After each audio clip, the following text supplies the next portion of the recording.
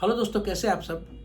तो महाकुंभ से एक मतलब निराशाजनक दुख वाली खबर सामने आई कि बुधवार की रात को वहाँ पे किसी कारणवश भगदड़ मच गई, जिसकी वजह से कई लोगों की जान जाने की अभी तक सूचना है।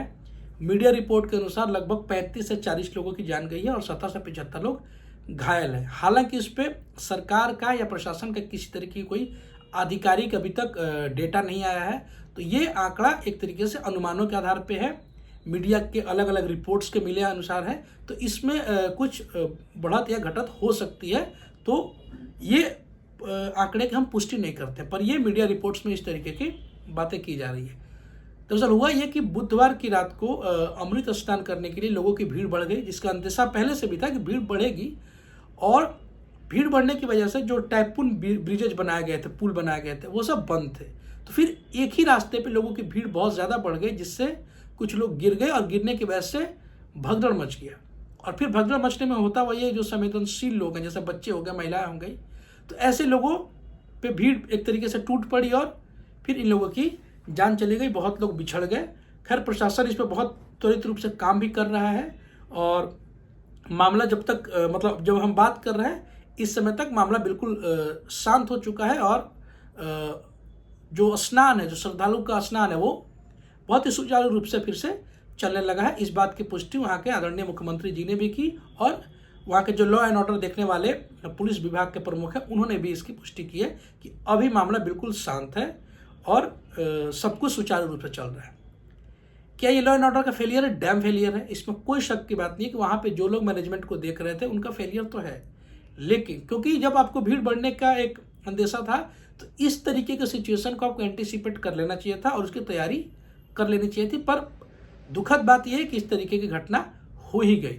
एक्चुअली जो इतना मैनेजमेंट की बात की जा रही थी, इतनी जो प्रशासन लगा हुआ था, इतने पैसे खर्च हुए थे, उसका जो मेन पर्पस था वो यही था कि इस तरीके के कोई अनफॉर्चुनेट इंसिडेंट ना हो जाए, जिससे किसी के हाथाहाथ होने की खबर आए या फिर किसी के जान को खतरा हो जाए। पर अब ऐसा हुआ। खैर, चूंकि महाकुंभ पूरी दुनिया में एक आकर्षण का केंद्र बना हुआ है, बहुत बड़ा समागम है, इसलिए इस पे जो विदेशी मीडिया है उनकी भी नजरें थी। तो जब इस तरीके के स्टैम्पीड हुआ तो विदेशी मीडिया का भी इस पर प्रतिक्रिया आई है। विदेशी मीडिया ने मतलब जो विदेशी मीडिया है उन्होंने बहुत संयम तरीके से इस पर रिपोर्ट किया है। आपको बताते हैं किस मीडिया ने क्या क्या कहा है, मैं आपको बता देता हूँ। मतलब गार्जियन से लेकर न्यूयॉर्क टाइम्स, बीबीसी, सब ने इस पर अपनी हेडलाइंस उसको बनाया है। न्यूयॉर्क टाइम्स ने लिखा है कि प्रयागराज के संगम तट पर मंगलवार बुधवार की रात मची भगदड़ से अब तक 35 से 40 लोगों के मौत हो चुकी है, 70 से ज़्यादा श्रद्धालु घायल है। ये न्यूयॉर्क टाइम्स का कहना है। जबकि CNN ने इस पर लिखा है कि multiple people killed in crowd crush at world largest religious festival. मतलब ज़्यादातर लोग मरे हैं, मल्टीपल लोग मरे हैं और एक जो रिलीजियस गैदरिंग थी उसकी वजह से। इन्होंने कोई आंकड़ा देने से भी इनकार किया है, किसी प्रकार की आंकड़ा उन्होंने नहीं बताया है। इसके अलावा BBC ने लिखा है कि उत्तर भारत में एक बड़े धार्मिक उत्सव में भगदड़ से कम 1 दर्जन लोग मारे गए हैं और ये वही लिखते हैं कि भगदड़ होने की वजह से लोगों की मौत हुई है। तो BBC ने लगभग 12 का आंकड़ा दिया है। द गार्जियन, जो कि इंग्लैंड का एक बहुत ही प्रतिष्ठित मीडिया ग्रुप है, उसने बताया कि सरकार की तरफ से अभी तक कोई आधिकारिक तौर पर संख्या नहीं बताई गई है, लेकिन स्थानीय अधिकारियों ने कहा है कि कम से कम 38 लोगों के मारे जाने की खबर है। ये द गार्जियन ने लिखा है। जबकि AFP जो एक मीडिया एजेंसी है उसने बताया कि उनको एक डॉक्टर ने बताया है कि कम से कम 15 लोगों के मारे जाने की खबर है। इसके अलावा डेली मेल ने भी लिखा, डेली मेल ने 15 लोगों के हताहत होने की खबर को प्रमुखता दी है। फ्रांस 24 ने कोई संख्या नहीं बताई है, पर यह बताया है कि वहाँ श्रद्धालु जमा हुए थे एक बहुत बड़े रिलीजियस फेस्टिवल में, जिसकी वजह से भगदड़ हुआ और कुछ लोगों की मारे जाने की खबर है। पाकिस्तान का जो एक प्रमुख न्यूज मीडिया एजेंसी है जियो न्यूज, उसने भी 15 लोगों के मौत होने की पुष्टि की है। तो इस तरीके से मतलब वर्ल्ड मीडिया ने कुंभ के इस जो भगदड़ हुआ है उसको प्रमुखता दी है। चूँकि बहुत बड़ा समागम है और बहुत बड़े स्तर पे हो रहा है, तो जाहिर सी बात है इस पर वर्ल्ड मीडिया का एक तरीके से नज़र तो रहेगा, वर्ल्ड मीडिया इसको प्रमुखता से छापेगी। खैर, जब ये भगदड़ हुआ उसके बाद से सरकारें भी एक्टिव हो गई और जो वहाँ के मुख्यमंत्री हैं योगी आदित्यनाथ, वो बहुत एक्टिव दिखे और उसके बाद लगातार राहत बचाव का जो कार्य है वो चल रहा था। उसके बाद ऐसी और कोई स्थिति ना हो और जल्द से जल्द जो श्रद्धालुओं का स्नान है वो फिर से पुनः चालू किया जाए, इसको लेकर के बहुत त्वरित कार्रवाई की वहाँ के प्रशासन ने। और मतलब 12-1 बजे तक ये मामला क्लियर हो गया था कि अब फिर से श्रद्धालुओं का स्नान सुचारू रूप से शुरू हो चुका है। हालांकि इसकी वजह से अलग अलग शहरों में जो लोग अपने पर्सनल व्हीकल से आ रहे थे, गाड़ियों से आ रहे थे, उसको कंट्रोल करने के लिए जगह जगह नाके लगा दिए, जिसकी वजह से बहुत लंबे लंबे जाम, मतलब 20-20 किलोमीटर लंबे जाम कई शहरों में लग गए हैं, जिसकी वजह से लोगों को परेशानी हुई है। खैर, जब ये मामला है तो जो भारत के राजनीतिक गलियारे हैं, विशेषकर हमारे प्रेसिडेंट, प्राइम मिनिस्टर और भी बहुत सारे जो लोग हैं, उनकी भी प्रतिक्रिया आई।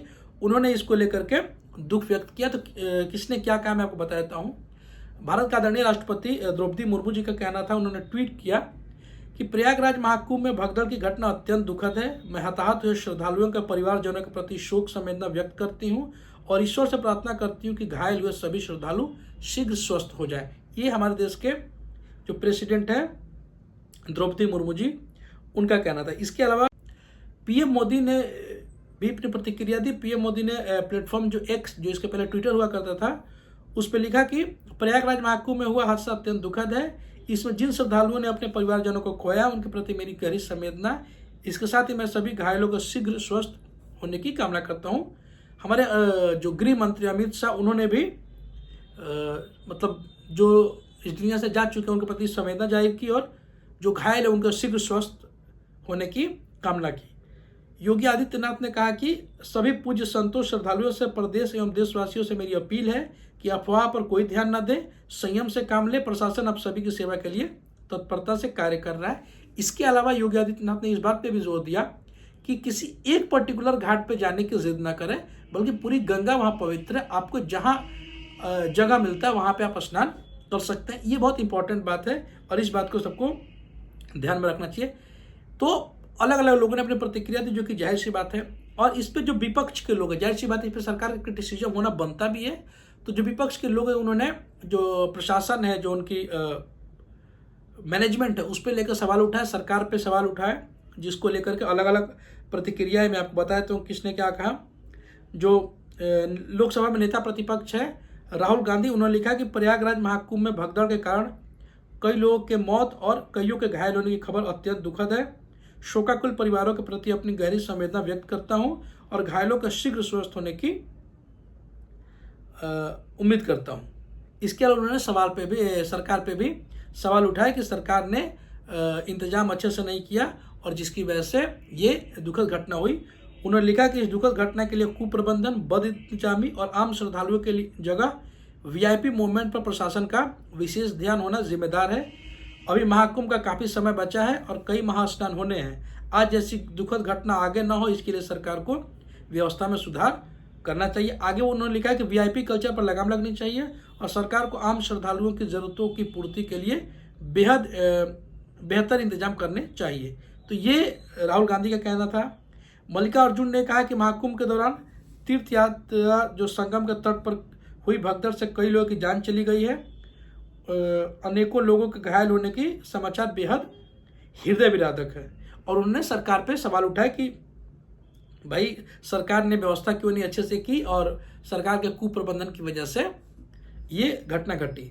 जो आज़ाद समाज पार्टी के अध्यक्ष हैं चंद्रशेखर आज़ाद, उन्होंने भी इस पे लिखा। उन्होंने लिखा कि मैंने सोचा था कि मुख्यमंत्री योगी आदित्यनाथ जी जो लंबे समय तक धार्मिक कार्यों से जुड़े रहे हैं, कम से कम धार्मिक आयोजन को सुव्यवस्थित ढंग से संपन्न करवा पाएंगे, लेकिन यहाँ भी निराशा ही हाथ लगी। योगी सरकार ने तीर्थयात्रियों की सुरक्षा और सुविधा को नजरअंदाज किया। तो एक तरीके से इन्होंने जो यूपी के मुख्यमंत्री हैं और जो प्रशासन है उन पे सवाल उठाया है और उनको एक तरीके से जिम्मेदार ठहराया है। तो ये आरोप प्रत्यारोप चलते रहते हैं और ये लगते रहते हैं।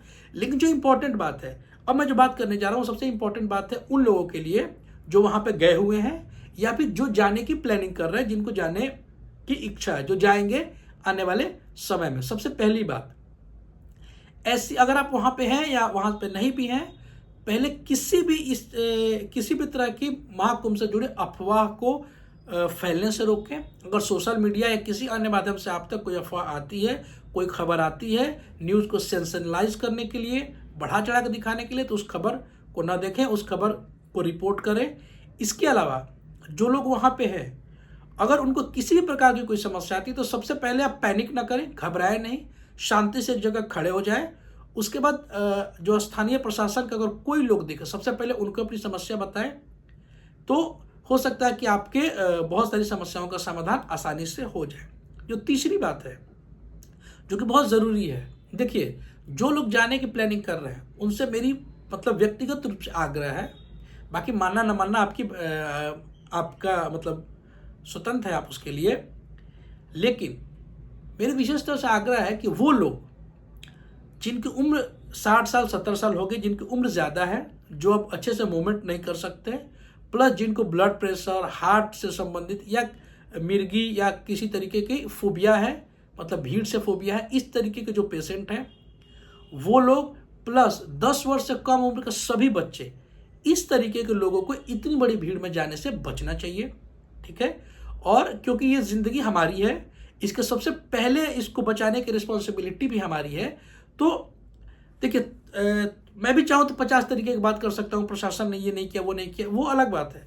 जहाँ इतनी बड़ी भीड़ होगी ना, वहाँ कोई एक शरारती तत्व भी अगर पहुँच गया और ऐसी कोई भगदड़ की स्थिति आ गई, तो बड़ा से बड़ा प्रशासन भी इसमें कुछ नहीं कर सकता। ठीक है, ये जितने प्रशासन और जो भी अन्य व्यवस्थाएं होंगी, वो घटना होने के बाद आपको ज़्यादा एक्टिव दिखेंगी। तो सबसे पहले है कि आप ऐसे लोगों को वहाँ जाने से बचें, क्योंकि हो सकता है कि आपका ऐसे लोग ज़्यादा संवेदनशील होते हैं, इनके जान को ज़्यादा खतरा होगा अगर किसी प्रकार के भगदड़ की स्थिति उत्पन्न होती है तो। ठीक है, दूसरी बात, चूँकि अगर आप पर्सनल व्हीकल से जा रहे हैं तो इस बात को ध्यान रखें कि अगल बगल के शहरों में बहुत लंबी भीड़ लग चुकी है, और अगर आप अपने वाहन से जा रहे हैं तो वहाँ से जहाँ वाहन लगाने को मिलेगा, वहाँ से घाट तक जाने में आपको बहुत ज़्यादा समय लग सकता है। तो आप कोशिश करें कि आप ट्रेन के माध्यम से वहाँ पे जाएं।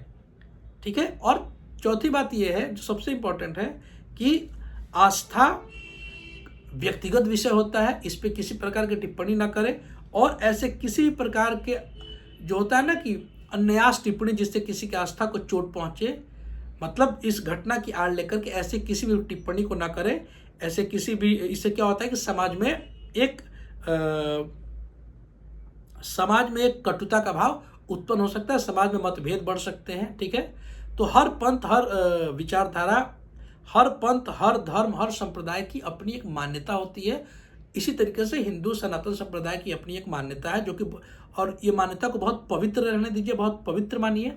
किसी भी प्रकार के आइडियोलॉजी से प्रभावित होकर के आप इस पे गलत सलत टिप्पणी ना करें। आप सरकार पे टिप्पणी कर सकते हैं कि सरकार को व्यवस्था और बेहतर करनी चाहिए, बिल्कुल जायज़ है, लेकिन इस तरीके के समागम पे, इस तरीके के जो मान्यताएं हैं उस पर टिप्पणी करने से बचे। इससे समाज में वैमनस्य फैल सकता है, जो कि समाज की एकता के लिए अच्छा नहीं है। आप देखेंगे कि इसके बाद कई यूट्यूब चैनल्स पे, कई सोशल मीडिया के माध्यम से ऐसे 50 तरीके के कमेंट्स आपको देखने को मिलेंगे, जो इस तरीके के विश्वास, इस तरीके के मान्यताओं पे उंगली उठाई जाएंगी।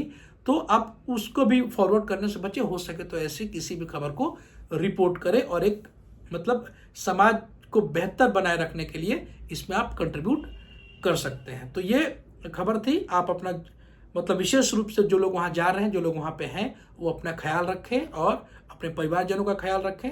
कोशिश करें छोटे बच्चों और जो बुजुर्ग लोग हैं, जो किसी बीमारी से ग्रसित है, उनको वहाँ से ले जाने से बचें। ठीक है, तो ये इस समय की खबर थी। आप अपना ख्याल रखिए। शुक्रिया।